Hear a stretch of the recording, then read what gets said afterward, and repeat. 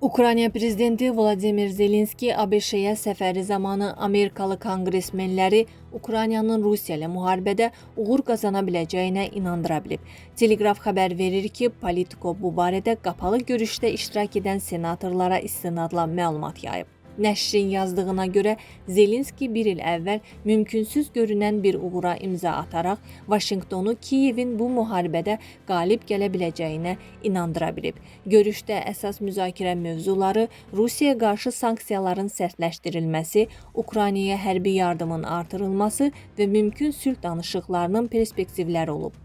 ABŞ senatoru Michael Rauts görüşdən sonra deyib ki, Zelenskinin fikrincə yeni sanksiyalar Ukraynanın döyüş meydanındakı uğurlarını möhkəmləndirə və Rusiya prezidenti Vladimir Putini danışıqlar masasına oturmağa məcbur edə bilər. Bütün proqram Putini danışıqlar masasına gətirməyə yönəlib. Vladimir Zelenski görüşdə Ukraynaya hərbi dəstəyin genişləndirilməsinin vacibliyini də vurğulayıb.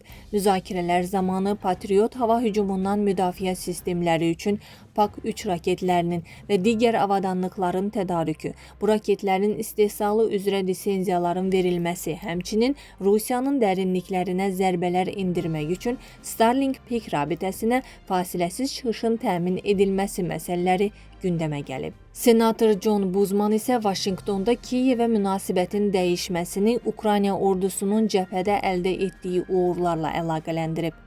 Nəşr Konqresdə Rusiya neftini alan ölkələrə qarşı yeni sanksiyaların tətbiqini nəzərdə tutan qanun layihəsinə dəstəyin artdığını da qeyd edib. Bu təşəbbüsün müəllifi senator Lindsey Graham'in gözlənilməz ölümü, Zelenskinin Vaşinqtona səfəri və müharibənin gedişində baş verən dəyişikliklər buna yeni impuls verib. Bununla belə qanun layihəsinin hələ təsdiq prosedurlarından keçməli olduğu, Ağ Evin yekun mövqeyinin hələlik bəlli olmadığı vurğulanıb.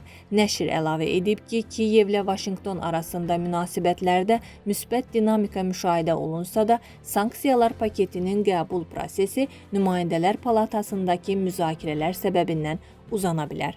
Dəyərli izləyicilər, ölkə və dünya gündəmi ilə bağlı xəbərlər təqdim etməyə davam edəcəyik. Öz fikirlərinizi şərh bölümündə qeyd etməyi unutmayın. Sağlıqla qalın.